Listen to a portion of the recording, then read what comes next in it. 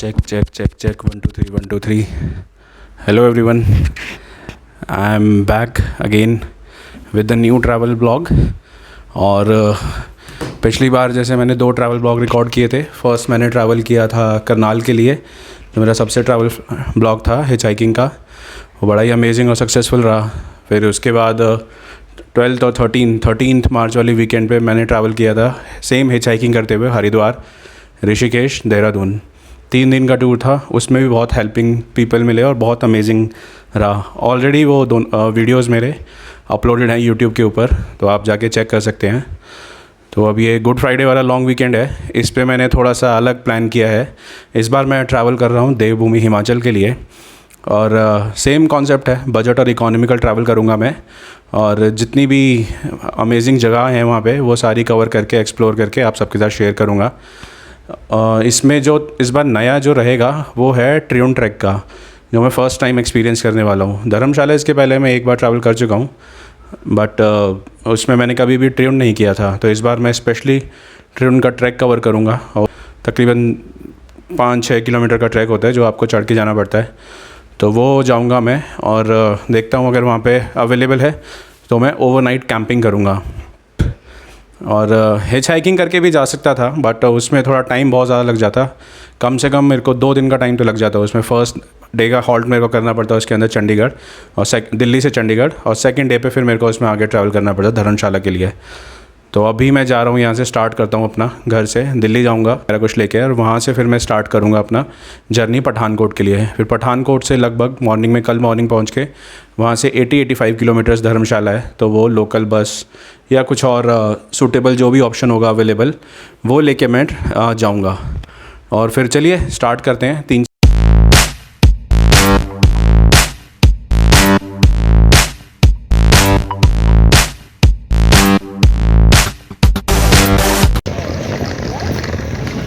Very good morning to everyone. मैं पहुंच चुका हूं इस समय पठानकोट. ये रही पीछे मेरी ट्रेन, जो कि दिल्ली से स्टार्ट किया था मैंने कल रात को 11:30 बजे, और इसका शेड्यूल अराइवल था इस समय 8:30 बजे का. बट ये टाइमली पहुंच गई 8 बजे. तो अभी मैं निकलता हूं स्टेशन के बाहर. वेदर बहुत बढ़िया है और टेम्परेचर तो रात को 10 डिग्रीज़ के आसपास पहुंच गया था. तो मेरे को ये हुडी पहननी पड़ी. वेदर अमेजिंग हो रखा है. अभी चलता हूं मैं, कुछ ऑटो वगैरह फिगर आउट करता हूं, ऑटो लेके और बस लेके धर्मशाला की तरफ बढ़ते हैं. चलिए मिलता हूं आप सबसे जल्दी ही मैं.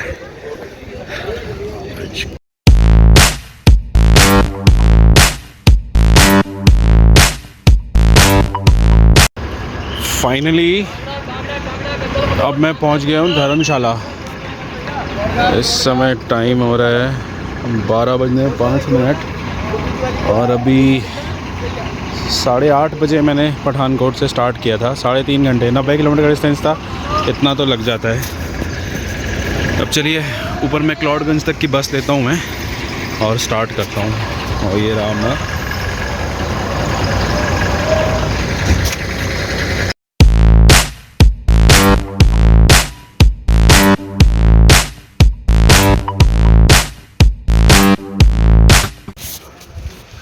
Welcome back everyone. और अब मैं अपने जो मेरा होम स्टे है मैं वहाँ से निकल पड़ा हूँ. रेडी होके, फ्रेश होके, नहा धो के, एक बढ़िया सी चाय और टोस्ट. अब मैं जा रहा हूँ नड्डी के लिए. एक्सप्लोर करता हूँ, टाइम है तो और भी जगह घूमता हूँ वॉक करके ही. इधर पीछे समवेयर उधर कहीं बक्शुनाग है, और इधर पीछे जाके ये धर्मकोट पड़ता है. इधर मेरा होम स्टे है. तो चलिए आगे की तरफ बढ़ते हैं और आपको दिखाता हूँ मैं धर्मशाला मेरे लेंस के थ्रू.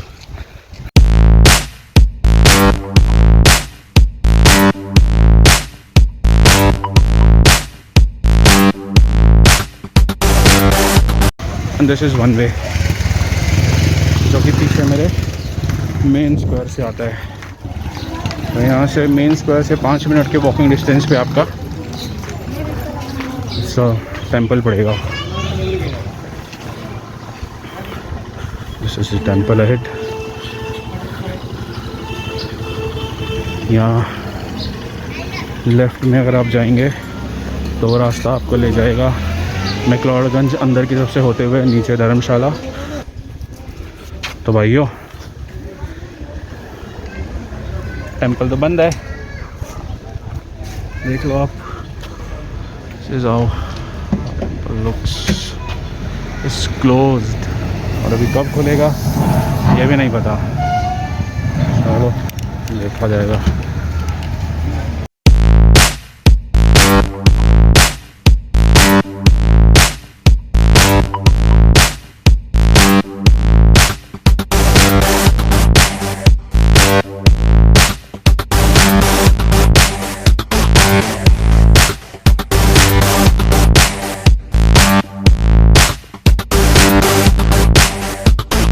Back again. और दलाई लामा टेम्पल तो क्लोज्ड है, लास्ट ईयर लॉकडाउन जब से लगा तभी से, तो वहाँ तो विज़िट नहीं कर पाया।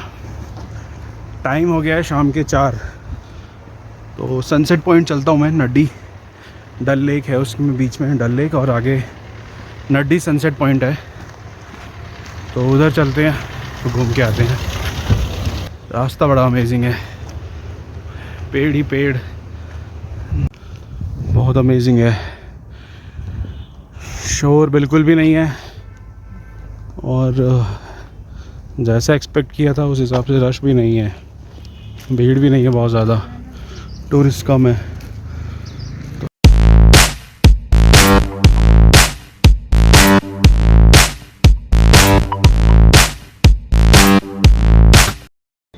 Alright, welcome back everyone. अभी लगभग 3 किलोमीटर्स का डिस्टेंस कवर करके मैक्लोडगंज मेन स्क्वायर से मैं यहाँ पहुँचा हूँ मेरे पीछे डल लेक पर। और दिस इज डल लेक और इसके चारों तरफ एक पाथवे बना हुआ है, तो आप यहाँ पे आके वॉक कर सकते हैं and have a look around. इसमें चारों तरफ ऐसे ये पाथवे बना हुआ है, आप इस पर घूम सकते हैं ओवर देयर। अब अभी आप पीछे की तरफ मेरे देखेंगे एक टेम्पल उधर है, प्लस देखिए सामने आपका दुख दे यहाँ पे शिव जी का। अगर आप समर्स में मेजरली और मानसून के टाइम पे आएंगे तो यहाँ पे अच्छा खासा पानी भरा हुआ होता है। आई गेस पहले तो बोटिंग भी होती थी, अभी तो यहाँ पे बोटिंग वगैरह का कुछ दिख नहीं रहा है मुझे, बट एकदम पीसफुल और शांतफुल जगह है। तो आप आके यहाँ पे बैठिए अपनी फैमिली के साथ, स्नैक्स वगैरह लाते हैं तो कार पार्क कीजिए, उधर बैठिए आराम से इंजॉय कीजिए, पिकनिक टाइप बनाइए। पूरा गार्डन है, गार्डन एरिया है। और ये मेरे पीछे से जो रास्ता आता है ये वाला, वो देर वो रास्ता वो पीछे मैक्लोडगंज मेन स्क्वायर से आता है, जो कि अप्रॉक्सीमेटली 3 किलोमीटर है यहाँ से, और प्लस यहाँ से 1 किलोमीटर आगे जाके आपका नड्डी जो सन पॉइंट पड़ता है, सनसेट पॉइंट है, और जो मैगी पॉइंट के लिए फेमस है, तो वो कवर करेंगे। अभी फ़िलहाल इस आगे यहाँ से आगे बढ़ते हैं। और अच्छा व्यू है, अमेजिंग है। अगर आप ऊपर की तरफ देखेंगे पीछे मेरे, तो देखिए कितने बड़े बड़े ट्रीज़ हैं और अमेजिंग व्यू है यहाँ से पूरा। चलिए आगे बढ़ते हैं। अभी तो इतना एकदम शांत है, इतना मैंने शांत कभी नहीं देखा धर्मशाला को। इतना रश होता था, आप कभी भी आइए, 12 महीने हमेशा भीड़ भाड़ होती थी। अनफॉर्चुनेटली लॉकडाउन ने बहुत बुरी तरह से इम्पैक्ट किया हुआ है टूरिज़्म को, बिज़नेस को, बट आप आइए, आपको अच्छा लगेगा। यहाँ पे भीड़ भाड़ कम है, शांति है, कोऑपरेटिव लोग हैं, बड़े ही अमेजिंग बढ़िया लोग हैं, अच्छा लगेगा आपको अगर आप नेचर लवर हैं तो। कैफ़ेज़ मिलेंगे आपको, बहुत कुछ है यहाँ पे एक्सप्लोर करने के लिए। लिफ्ट यहाँ भी काम आई और मैं पहुँच चुका हूँ नड्डी ओवर देयर। और मेरे पीछे ये पूरी धौलाधर की रेंजेस हैं। अगर किसी को याद हो धौलाधर रेंजेस, इसके पीछे की तरफ आपका तिब्बत और फिर चाइना पड़ता है। तो ये वही रेंजेस हैं जो लास्ट ईयर लॉकडाउन के टाइम पे जलंधर से विजिबल थी। चलिए आगे पॉइंट पे चलते हैं, रिकॉर्ड करते हैं।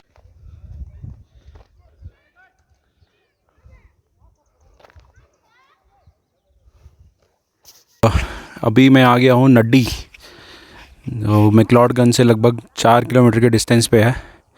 और यहाँ पे आपका एक पीछे की तरफ वाटरफॉल होता है प्लस एक ट्रैक होता है जो धौलाधर की रेंजेस हैं उधर पीछे की तरफ। और उसके अपोजिट साइड में अगर आप आएंगे तो यहाँ नीचे कुछ घर हैं, ये कुछ होटल्स हैं ऊपर आप जो देख रहे हैं, और शाम को यहाँ पे आप बैठ के सनसेट देख सकते हैं। बड़ा ही अमेजिंग व्यू है। अब हवा बढ़िया चल रही है, ठंडा ठंडा वेदर है, शोर बिल्कुल नहीं है। जो थोड़े बहुत टूरिस्ट आ भी रहे हैं वो ऊपर ही पीछे की तरफ ही घूम फिर रहे हैं, तो इधर नीचे इतने कोई आता नहीं है। तो आप ऐसी बढ़िया सी जगह पे आके बैठिए, हवा चलती हुई, पेड़ एकदम शांत, कोई शोर शराबा नहीं, चिड़ियाओं की आवाज़ें आती हुई। तो ऐसे अमेजिंग एक्सपीरियंसेस के लिए थोड़ा वॉक भी करना पड़ता है, थोड़ा पसीना भी बहाना पड़ता है, बट मिल जाती हैं जगहें, ये ढूंढने से ही मिलती हैं। अब इसके पीछे एक जो पॉइंट है वो भी अमेजिंग है, वहाँ से पूरी रेंज दिखती है धौलाधर माउंटेंस की, जिस पे पूरा स्नो से कवर्ड हैं। मेरे इधर सामने की तरफ पूरा का पूरा धर्मशाला और इधर कांगड़ा वैली है पूरा, ये देखिए ये पूरा कांगड़ा है।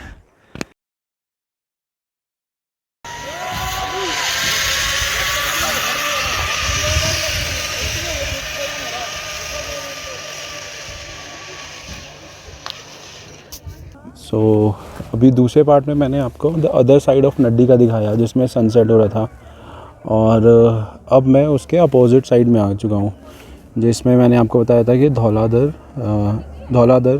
माउंटेन की रेंजेस हैं। तो चलिए मैं आपको उसका अपने पे फोकस ना करते हुए आपको मैं माउंटेन रेंजेस दिखाता हूँ। Check out the better view from here. ऐसे खड़े खड़े तो नहीं हो रहा था, अब मैं आपको यहाँ से 360 डिग्री दिखाता हूँ। इधर आगे जाके अगर आप जाएंगे लगभग 1.5-2 किलोमीटर की रेंज पे आपको मिलेगा एक वाटरफॉल, और ये पूरी रेंजेस स्नो से कवर्ड हैं। समवेयर उधर कहीं कल ट्रियोन में मैं ट्रैक करूँगा, नीचे लोगों के घर। और अगर आपको मैगी वगैरह खाने का शौक़ है, जैसे ये सर खड़े हैं, तो आप यहाँ पे आ सकते हैं और मैगी वगैरह खा के एंजॉय कर सकते हैं फैमिली के साथ इनका।